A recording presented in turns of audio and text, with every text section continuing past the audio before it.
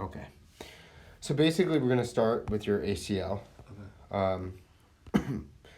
The function of the ACL is to really help stabilize the knee, right? So here's the femur, here's the tibia, Yeah. and basically we have the ACL Yeah. right there. It Yeah. does this, and it helps to permit or stop the knee from going forward. So when you do that kind of boxing situation, when you're like this, the knee actually wants to glide forward, and that ligament is designed to put it in place, right, and stop that translation. Yeah. That's actually happening because you have good stability. So congrats, they did a good repair. The thing is, I think you're feeling pressure in that knee is because the structures around it have not been rehabbed properly. Okay. In addition, now it's not just. And then this meniscus they cut it, and then the other side they just poked around to let it try to like see if it healed naturally. Yeah, like they did the perforation stuff. Yeah. So the other one they cut, and then this one they just poked it like to get that blood like. The blood flow. Yeah. So one of the things is if we look at the hamstring muscles, we see the hamstrings, they come down and they cross the knee, right? Yeah. Here's one of the hamstrings. This is the one that you're dominant on. Mm-hmm. This is the one that you're very good at, and that's why you kind of are like this position, and you're kind of like doing this. Yeah. The other ones, you are not as good on the semitendinosus and the semimembranosus.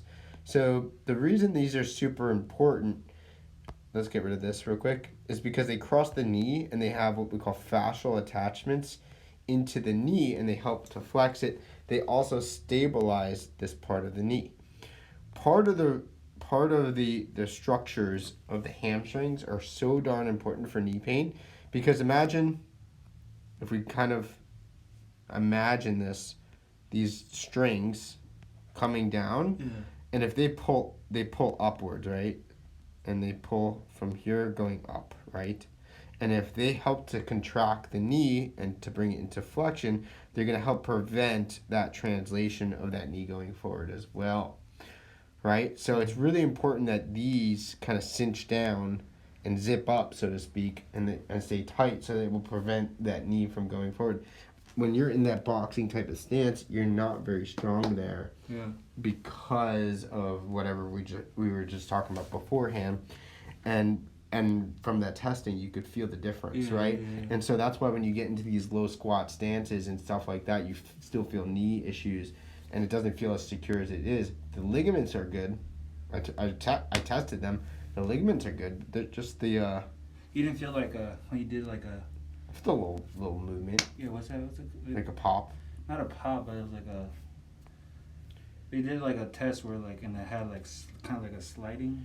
No, I didn't feel that. Oh. No, that's why I tested both knees to see if they were like. Cause back then they were like, oh yeah, you have some movement going.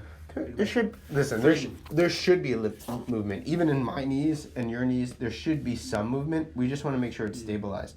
One of the things that I noticed in your knee is that when you were laying on your back, I gave you a little bit of extension and you felt that pop.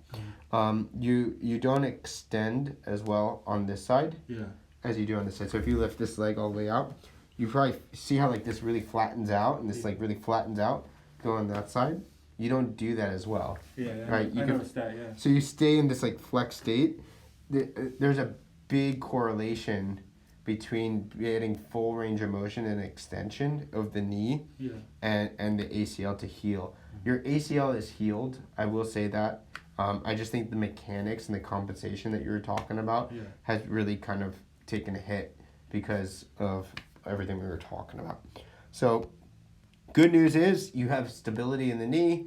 Bad news is you have not created new mechanics, and so it's affecting you now 2 years out from like being all the stuff, and it is a long process, so any questions on the knee or what we need to do and stuff like that, because we may have to work above and below in the future, but right now we're going to definitely be working hamstring stuff.